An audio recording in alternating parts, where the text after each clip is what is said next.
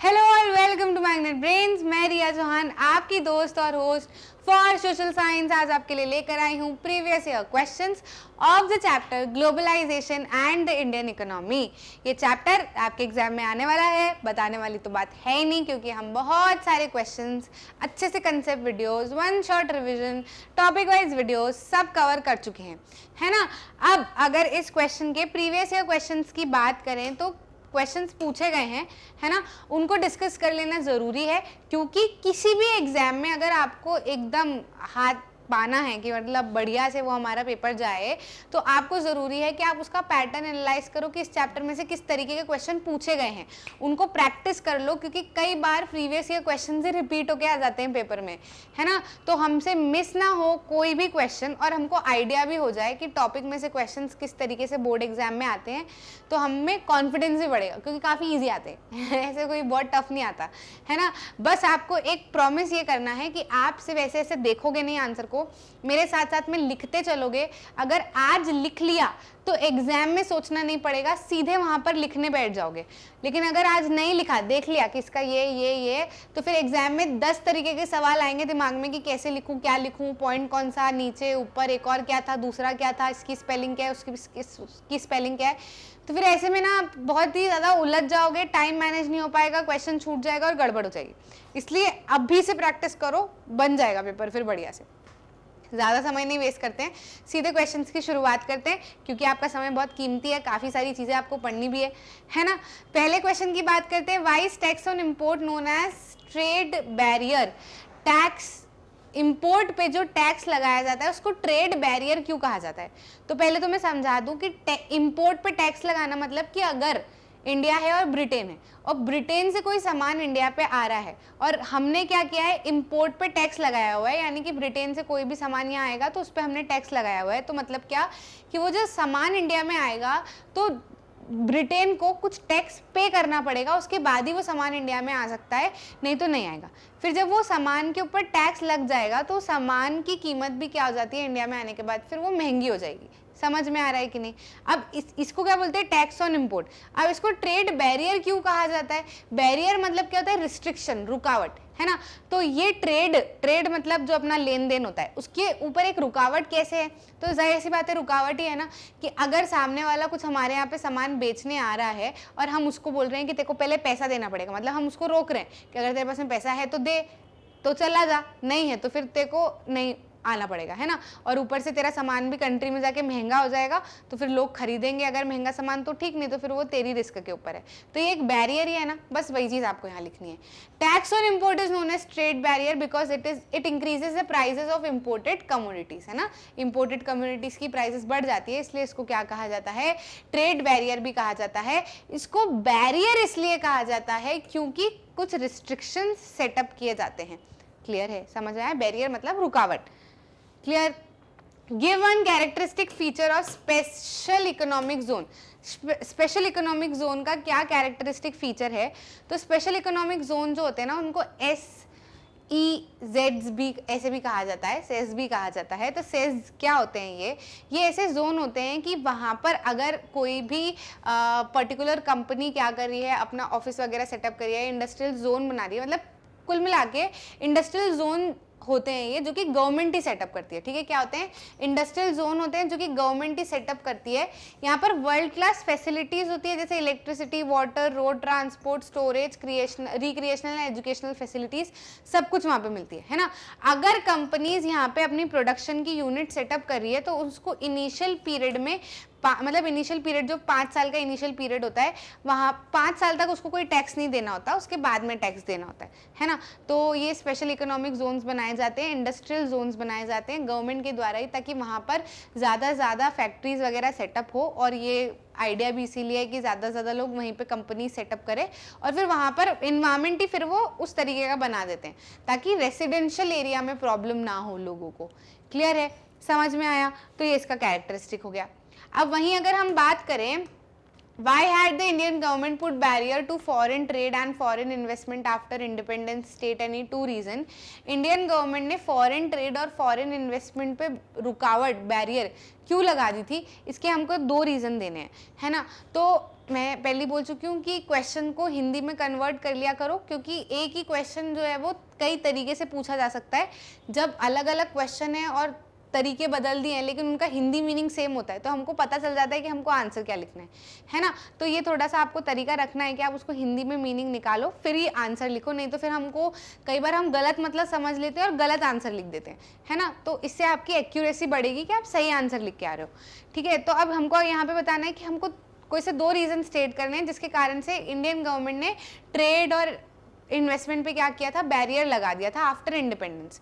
तो देखो क्या होता है ना कि जब आप छोटे होते हो, है ना, जब आप छोटे से होते हो, क्रॉलिंग कर रहे होते हो, तो आपके मम्मी पापा क्या करते हैं, आपको एक बैरियर में रखते हैं। बैरियर मतलब कि घर से बाहर अकेले नहीं जाना है ना, क्रॉल करते हुए आपके पीछे पीछे रहेंगे, है ना, तोक के घूमेंगे, ठीक है। वो क्यों करते हैं, ताकि आपके ऊपर कोई चढ़ ना जाए, है ना, कोई आपको कुचल ना दे, है ना, कोई आपको परेशान ना करे, क्योंकि अभी आप छोटे हो, जैसे आप जितना ध्यान रखेंगे उतना अच्छा रहेगा, है ना।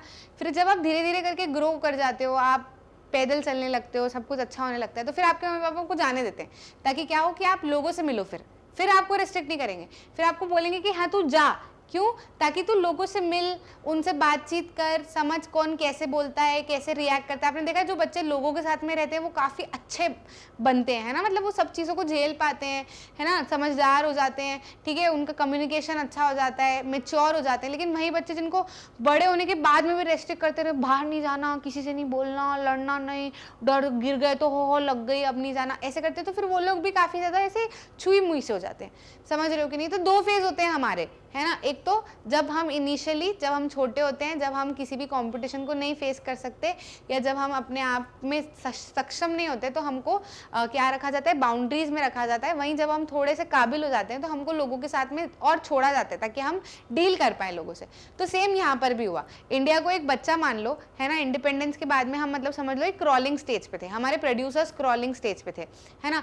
तो अगर हमको क्रॉलिंग स्टेज से आगे बढ़ना है तो हमको प्रोटेक्ट करना ज़रूरी था, है ना। अगर शुरुआत से ही फॉरेन ट्रेड और इन्वेस्टमेंट आने लगता है यहाँ पे, तो फिर हमारे जो प्रोड्यूसर्स है वो उनसे कम्पीट नहीं कर पाते और लोग बाहर से आया हुआ सामान खरीदते, है ना। फिर हमारा सामान नहीं बिकता तो प्रोड्यूसर्स आगे बढ़ ही नहीं पाते, वो फिर दबे हुए रह जाते, है ना। वो कंपटीशन फेस करने के काबिल नहीं थे उस समय तक। इसीलिए क्या किया था हमने, फॉरेन इन्वेस्टमेंट और ट्रेड के ऊपर बैरियर लगा दिए थे, रुकावट लगा दी थी, ताकि हमारे यहाँ के प्रोड्यूसर्स पहले ग्रो कर जाएं, है ना, सीख जाएं कि कैसे सामान बनाना है, कैसे बेचना है, और हमारे यहाँ के लोग भी हमारा सामान खरीदें और इनका सामान खरीदेंगे हमारे यहाँ के लोग ही, तो फिर इन प्रोड्यूसर्स का फायदा होगा, है ना। समझ में आई बात। तो इसलिए शुरुआत में रेस्ट्रिक्शन लगाया हुआ था। तो आपको क्या लिखना है, this was done to protect producers within country from foreign competition. Foreign competition से रोकने के लिए, प्रोड्यूसर्स को प्रोटेक्ट करने के लिए ये किया गया था। साथ ही साथ में इंडियन इकोनॉमी को भी प्रोटेक्ट करने के लिए किया था, from the foreign infiltration industries affecting the economic growth of the country as plan, है ना। मतलब हमारा जैसी हमारा प्लानिंग थी कि हमको शुरुआत में क्या करना है, इकोनॉमिक डेवलपमेंट कंट्री का बढ़ाना है। तो इकोनॉमिक डेवलपमेंट कंट्री का कब बढ़ेगा, जब हमारे यहाँ का पैसा हमारे लोगों के बीच में एक्सचेंज हो, ट्रांजैक्शन ज़्यादा से ज़्यादा हो। अगर हमारे यहाँ का पैसा दूसरे लोगों के बीच में एक्सचेंज होगा तो फिर वो फॉरेन एक्सचेंज हो जाता है ना। अभी हमको हमारी कंट्री का डेवलपमेंट, इकोनॉमिक डेवलपमेंट करने की ज़रूरत थी। क्लियर है। तो ये 2 रीज़न आप स्टेट कर सकते हो कि हमने क्यों शुरुआत में फॉरेन ट्रेड और इन्वेस्टमेंट पे बैरियर लगाया हुआ था।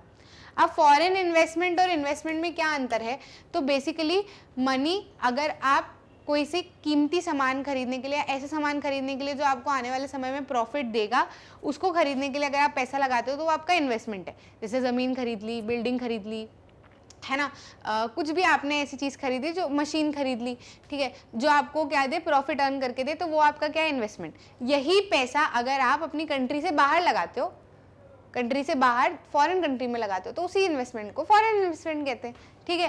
तो the money that is spent to buy assets such as land, building, machine and other equipment is called investment, while the investment made by MNCs is called foreign investment, है ना। तो foreign में कब investment होता है, जो लोग foreign में इन्वेस्ट कर रहे हैं, बिल्डिंग खरीद रहे हैं, मशीन खरीद रहे हैं, कौन खरीदते हैं, एमएनसीज ही खरीदती है ना। तो एमएनसीज के द्वारा जो इन्वेस्टमेंट किया जाता है वो क्या कहलाता है, फॉरेन इन्वेस्टमेंट कहलाता है। क्लियर। नेक्स्ट क्वेश्चन पे आ जाते हैं। Why do MNC set up their offices and factories in those regions where they get cheap labour and other resources. MNCs और फैक्ट्रीज ऐसी जगह पर ही क्यों अपनी प्रोडक्शन यूनिट सेटअप करती है जहाँ पे उनको सस्ता लेबर या फिर सस्ता सामान मिल जाए, ऐसी जगह पर ही क्यों सेटअप करती है। तो उसके 2 कारण हैं। सबसे पहला, तो प्रोडक्शन में कॉस्ट कम लगेगी, है ना। जितनी कम प्रोडक्शन कॉस्ट लगेगी उतना ज़्यादा प्रॉफिट होगा, है ना। अगर आप प्रोडक्शन करने में कम से कम खर्चा कर रहे हो तो आपको जो पैसा बन रहा है वो अच्छा खासा बचेगा ना, तो प्रॉफिट ज़्यादा हो जाएगा। साथ ही साथ में हाँ वही मतलब प्रोडक्शन कॉस्ट कम हुई तो ये इसी का दूसरा रीज़न आप समझ लो, ठीक है, इसी से डिराइव्ड है, लेकिन है तो, है ना, कि कॉस्ट अगर प्रोडक्शन में कम लगती है तो फिर आपका क्या होगा, प्रॉफिट ज़्यादा होगा। तो सबसे पहला कि प्रोडक्शन कॉस्ट कम लगे, दूसरा कि कंपनीज या एमएनसीज जो है वो ज़्यादा से ज़्यादा प्रॉफिट कमा पाए। उसके पहले आपको इंट्रोडक्टरी लाइन लिखना ज़रूरी है। MNC setup offices and factories for products in regions where they get cheap labour and other resources so that क्या cost of production is low and MNCs can earn greater profit. Clear? Next question पे आते हैं which is explain the role of government to make globalization fair. Globalization को fair रखने में government का क्या role है? fair रखने में गोरा गोरा नहीं, फेयर रखने का मतलब कि जो प्रैक्टिस है वो अच्छी हो, करप्टेड ना हो, है ना। तो ग्लोबलाइजेशन को फेयर रखने में गवर्नमेंट कैसे अपना रोल अदा कर सकती है, तो गवर्नमेंट क्या करेगी, role of government to make globalisation fair can be it should ensure that labour laws are implemented and workers rights are protected. देखो ग्लोबलाइजेशन क्या है, ज़्यादा से ज़्यादा कंट्रीज़ का इंटरकनेक्टेड होना, है ना। अब जब कंट्रीज ज़्यादा से ज़्यादा कनेक्टेड होती है तो फिर वो ऐसी जगह पे यूनिट सेटअप करती है जहाँ पर उसको सस्ता लेबर मिल जाए, कम प्रोडक्शन में कॉस्ट कम लगे, है ना। तो फिर वो क्या करते हैं, लेबर के ऊपर खर्चा नहीं करते कि प्रॉफिट बन जाए, फिर वो क्या करते हैं कि उन वर्कर्स का पैसा काटते हैं, कम पैसा देते हैं ताकि प्रॉफिट बढ़ जाए। तो ऐसा नहीं करना है, क्योंकि ग्लोबलाइजेशन सच्चाई है, तो हमको ऐसा नहीं करना है कि हम किसी के हक का पैसा लें, है ना। तो गवर्नमेंट इसमें क्या रोल अदा कर सकती है कि एमएनसीज को बोले या कंपनीज को बोले कि नहीं आपको लेबर लॉ इम्प्लीमेंट करना ही है। लेबर लॉज मतलब जो भी सेफ्टी वगैरह आपको लेबर के ऊपर ध्यान देना है वो आपको देना ही है, जो भी सारी चीज़ें होती है, इक्विपमेंट्स होते हैं, वो होना ही चाहिए कंपनी में। साथ ही साथ में वर्कर का पैसा नहीं कटना चाहिए, वर्कर के जो अधिकार हैं वो भी प्रोटेक्टेड होने चाहिए। Government should support small producers to improve their performance till the time they become strong enough to compete with foreign competition, है ना। फॉरेन कॉम्पिटिशन से कम्पीट करने के पहले तक गवर्नमेंट को ये चाहिए कि अभी जब वो इनिशियल क्रॉलिंग स्टेज पे रहे जब कंपनीज, तो गवर्नमेंट को चाहिए कि वो क्या करे, प्रोटेक्ट करें इनको, ठीक है। समझ में आ रहा है, किसको प्रोटेक्ट करें, government should support producers with their performance, है ना। जो स्मॉल प्रोड्यूसर्स हैं उनको सपोर्ट कर पाएँ। साथ ही साथ में गवर्नमेंट को ज़रूरी है कि वो ट्रेड और इन्वेस्टमेंट बैरियर लगाए अगर ज़रूरी है तो, है ना। और WTO यानी कि वर्ल्ड ट्रेड ऑर्गेनाइजेशन से नेगोशिएट करे, बातचीत करे फेयर रूल्स के लिए, क्योंकि हमने देखा है कि वर्ल्ड ट्रेड ऑर्गेनाइजेशन में जो डेवलप्ड कंट्रीज है वो अपनी मनमानी चलाती है ना। वो दूसरों से तो ट्रेड बैरियर हटाने को बोल रही है लेकिन खुद का ट्रेड बैरियर नहीं हटा रही है, तो ये तो गलत है ना। तो गवर्नमेंट्स को चाहिए कि वो वर्ल्ड ट्रेड ऑर्गेनाइजेशन से बातचीत करे कि भैया आप जो रूल्स रख रहे हो सबके लिए साफ रखो, एक जैसे रखो। It can also align with other developing countries with similar interests to fight against the domination of developed countries in WTO। वही जो मैंने अभी आपको हिंदी में समझाया वही लिखा है, ठीक है। तो गवर्नमेंट का ये रोल हो सकता है। अब गवर्नमेंट ईमानदारी से चले तो बढ़िया, नहीं तो कोई बात नहीं, पर हाँ अगर कभी आप गवर्नमेंट में आते हो तो आपको इन चीज़ों का ध्यान रखना है ना। रीज़न हमने समझ लिए हैं। What would happen if government of India puts heavy tax on import of Chinese toys? Explain 3 reasons या explain 3 points। क्या होता अगर गवर्नमेंट ऑफ इंडिया चाइना से आने वाले टॉयज के ऊपर क्या लगा देती, टैक्स लगा देती, तो क्या होता, है ना। तो देखो जब टैक्स लग जाता है किसी भी सामान के ऊपर तो क्या होता है, उस सामान की कीमत बढ़ जाती है ना, सामान महंगा हो जाता है ना। तो cost of Chinese toys will increase, है ना। साथ ही साथ में जब कीमत बढ़ गई है सामान की तो फिर लोग कम खरीदेंगे ना, तो less Chinese toys would come to Indian market, है ना। और इंडियन मार्केट में भी सामान कम ही आएगा क्योंकि चाइना वालों को पहले टैक्स देना पड़ेगा, फिर सामान यहाँ आएगा, तो जाहिर सी बात है रिफ्रेन करेंगे कि रहने दो, नहीं बेचते, है ना। साथ में अगर मार्केट में ही टॉयज कम आएंगे तो इंडियन जो लोग हैं, है ना, उनको कम चॉइस मिलेगी, ये चीज़ तो है ना। उनको जो इंडिया में बने हुए खिलौने वही मिलेंगे, है ना। और जो इंडिया में बने हुए खिलौने हैं वो भी महंगे मिलेंगे क्योंकि चाइना से जो टॉयज आ रहे थे वो सस्ते आ रहे थे, वो हल्की क्वालिटी का सामान यूज़ करते हैं। वही इंडिया में जो यूज़ कर रहे हैं वो बेटर क्वालिटी है, तो थोड़ा सा एक्सपेंसिव मिलेगा। और जो इंडियन टॉय मेकर है उनको अपॉर्चुनिटीज़ मिल सकती है, ठीक है, कि हाँ भाई कोई कंपटीशन में नहीं है तो लोग अगर सामान खरीदेंगे तो हमारा ही खरीदेंगे, है ना। तो for Indian toy makers this would provide an opportunity to expand business as there will be less competition in the market. तो उनका क्या होगा, बिजनेस जो है वो बढ़ जाएगा। How do multinational companies manage to keep the cost of production of their goods low, explain with example. Multinational companies अपने सामान की कीमत को कम कैसे रख पाती है, इस चीज़ को हमको एक्सप्लेन करना है ना, एग्जाम्पल के साथ में। तो मल्टीनेशनल कंपनीज क्या करती है, ऐसे रीजन्स में सामान की कीमत नहीं, सामान का प्रोडक्शन की कीमत है ना, मतलब जो खर्चा लग रहा है सामान बनाने में है ना, उसकी कीमत कैसे कम रख पाती है, ये हमको बताना है। तो वो क्या करती है, कुल मिला के ऐसी जगह पे फैक्ट्री सेटअप कर लेती है जहाँ पे उसको आसानी से सस्ते सामान मिल जाए, सस्ते दाम पे काम करने वाले लोग मिल जाए। जैसे कि चाइना और बांग्लादेश और इंडिया में उसको आसानी से चीप मैन्युफैक्चरिंग लोकेशन का फ़ायदा मिल जाता है। और वो क्या कर सकती है, वो ऐसी जगह पे फैक्ट्री सेटअप करे जहाँ पर मार्केट पास में हो, है ना, जहाँ से मार्केट पास में होगा तो ट्रांसपोर्टेशन पे पैसा नहीं लगेगा, तो वहाँ से प्रोडक्शन कॉस्ट कम हो जाएगी।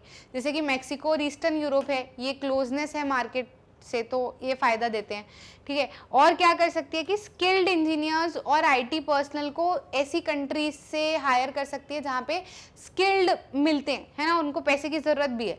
तो besides these MNCs also require skilled engineers and IT personnel and large number of English speaking people who are able to provide customer care services. जैसे इंडिया जो है वो पॉसिबली इसमें काफ़ी नंबर 1 पे है ना।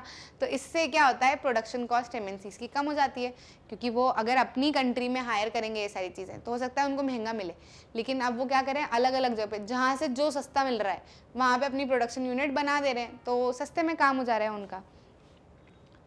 How are local companies benefited by collaborating with multinational companies? Explain with example. जो लोकल कंपनी है जब वो मल्टीनेशनल कंपनीज के साथ में हाथ मिला लेती हैं तो उनको क्या फ़ायदा मिलता है, इसको आपको एग्जाम्पल के साथ में बताना है। तो बहुत सारा फ़ायदा मिलता है ना, जब मल्टीनेशनल कंपनीज आती हैं तो लोकल कंपनीज को नई टेक्नोलॉजी के बारे में भी पता चलता है कि अरे हम तो ऐसे काम कर रहे थे, अच्छा ये और उस तरीके से भी काम करते हैं, चलो ऐसा कर लेते हैं, है ना। और मल्टीनेशनल कंपनीज के पास में क्या होता है, पैसा होता है। तो अगर मान लो कि मेरी कंपनी है, अभी मैं सोच रही हूँ कि यार काश पैसा हो जाए तो मैं ये भी खरीद लूँ, वो भी खरीद लूँ, इससे मेरा प्रोडक्शन बढ़ा लूँ, लेकिन अब मल्टीनेशनल कंपनी आई मेरे से हाथ मिलाना चाह रही है, तो फ़ायदा होगा ना मेरे को कि वो पैसा लगाने को तैयार है, अपने पास में आइडिया है, उनके पास में पैसा है, तो पैसा भी लगाने को तैयार हो जाते हैं। समझ रहे हो कि नहीं समझ रहे हो, इससे काफ़ी ज़्यादा फ़ायदा हुआ है। बहुत सारे इवन हमारी इंडियन कंपनीज ही खुद मल्टीनेशनल कंपनीज में इमर्ज हो गई हैं। तो आप यहाँ पे लिख सकते हो, नंबर 1, एमएनसीज जो है वो एडिशनल इन्वेस्टमेंट के लिए पैसा प्रोवाइड करती है ताकि प्रोडक्शन फास्टर हो, साथ ही में वो अपने साथ में लेटेस्ट टेक्नोलॉजी लेके आती है ताकि प्रोडक्शन इम्प्रूव हो सके। और कुछ कंपनीज जो हैं वो फॉरेन कंपनीज के साथ में कोलैबोरेट करके काफ़ी सक्सेसफुल भी हुई हैं। ग्लोबलाइजेशन की मदद से ऐसी कंपनीज जो है वो मल्टीनेशनल्स भी बन पाई है। अब एग्जाम्पल के लिए अगर हम बताएं तो हमने पराग फूड के बारे में पढ़ा था। पराग फूड जो है वो इंडिया की लोकल कंपनी थी, लोकल नहीं, लोकल मतलब हमारी लोकेलिटी की कंपनी, ऐसा। तो पराग फूड क्या है, इंडिया की लोकल कंपनी थी। अब उसकी काफ़ी अच्छी रिफाइनरीज खूब सारी चलती थी, लेकिन ऐसे में कारगिल फूड्स आया जो बाहर की कंपनी थी, अमेरिकन कंपनी।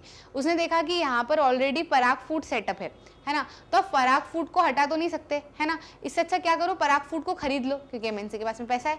तो एमएनसी ने क्या करा, पराग फूड को खरीद लिया तो उसकी जितनी भी रिफाइनरीज थी वो भी सब किसके पास में आ गई, कारगिल फूड के पास में आ गई, और पराग फूड के पास में पैसा भी आ गया, और दोनों ने कोलैबोरेट कर लिया तो बढ़िया से उनका काम चलने लगा, है ना। तो पराग फूड क्या थी, एक स्मॉल कंपनी थी लेकिन सेटअप थी, which has been brought up over by a large American company, that is Cargill food.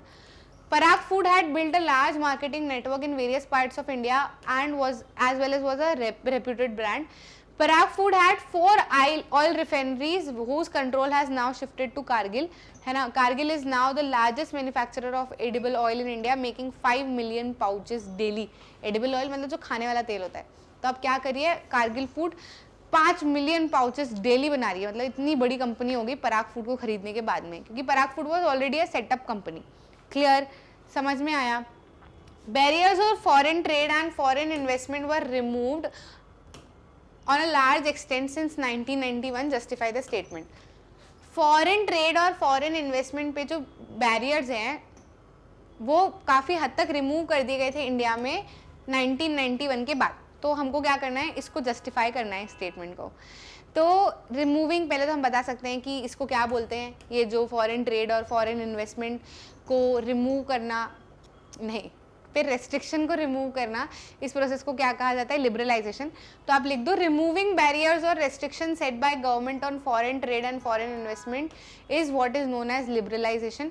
ठीक है, Indian government remove these barriers because, Indian government ने इनको इसलिए रिमूव किया था ताकि कंपटीशन, मतलब अब ये रिमूव कब किया, जब हम थोड़े से बड़े हो गए, है ना, मतलब हम काबिल हो गए कि हम अब लोगों से कॉम्पीट कर सकते हैं, अपनी क्वालिटी इंप्रूव कर सकते हैं, है ना। तो इंडियन गवर्नमेंट ने क्या किया, इंडियन गवर्नमेंट ने इन बैरियर्स को हटाया ताकि इंटरनेशनल कंपटीशन की मदद से प्रोडक्ट की क्वालिटी बढ़ जाए। साथ ही में देखो, सिंस 1991 क्यों लिखा है, इंडिपेंडेंस के समय पे हमने रोका हुआ था 1947 के अराउंड, लेकिन 1991 तक तो काफ़ी साल हो गए ना, थोड़े बड़े हो गए, हम क्रॉलिंग से खड़े रहने वाली स्टेज पे आ गए, तो उसके बाद में इसको रिमूव कर दिया गया था। तो इसकी मदद से क्या हुआ, फ्लो ऑफ इंपोर्ट और एक्सपोर्ट भी होने लगा, है ना। साथ ही में ट्रेड बढ़ा कंट्रीज़ के साथ में हमारा, और जो है वो डोर ऑफ इन्वेस्टमेंट भी ओपन हो गए एमएनसीज़ के लिए, एमएनसीज़ भी यहाँ पे आके इन्वेस्टमेंट करने लगी, है ना, काफ़ी ज़्यादा सम में इन्वेस्टमेंट करने लगी, जिससे कि बहुत ज़्यादा प्रॉफिट हुआ और हमारे यहाँ पर भी एम्प्लॉयमेंट जनरेट हुआ। ठीक है, तो आप ये चीज़ लिख सकते हो कि लिबरलाइजेशन की मदद से ऐसे ऐसे फ़ायदे हमको हुए। नेक्स्ट चीज़ क्या है, how has information and communication technology stimulated globalisation process. Information और कम्युनिकेशन टेक्नोलॉजी की मदद से ग्लोबलाइजेशन कैसे बढ़ा, इस चीज़ को आपको बताना है विद एग्जांपल्स। तो इंफॉर्मेशन और कम्युनिकेशन टेक्नोलॉजी की मदद से तो काफ़ी ग्लोबलाइजेशन बढ़ा। देखो, अगर कम्युनिकेशन और इंफॉर्मेशन टेक्नोलॉजी नहीं होती तो क्या हम जगह जगह पर, मतलब एक कंट्री से बाहर यूनिट सेटअप कर पाते, नहीं कर पाते, उतने अच्छे से नहीं कर पाते। क्यों, क्योंकि आपको कम्युनिकेशन चाहिए होता है। अब मान लो मैंने यहाँ हूँ, मैंने वहाँ पे कंपनी तो सेटअप कर दी, यूरोप में बैठी हूँ, इंडिया में सेटअप कर दी कंपनी, अब मेरे को उससे बात करनी है, मेरे को कुछ डेटा लेना है फटाफट से, तो मैं कैसे करूँगी, मेरे को वहाँ जाना पड़ेगा फ्लाइट में बैठ बैठ के बार बार, समझ रहे हो कि नहीं। लेकिन जब से इन्फॉर्मेशन और कम्युनिकेशन टेक्नोलॉजी आई, इंटरनेट आया, है ना, फ़ोन कॉल्स हुए, ये सारी चीज़ें हुई, तो हम आसानी से कनेक्ट कर सकते हैं, फट से कॉल करा, फट से डेटा शेयर कर दिया, जाने की ज़रूरत ही नहीं वहाँ पे।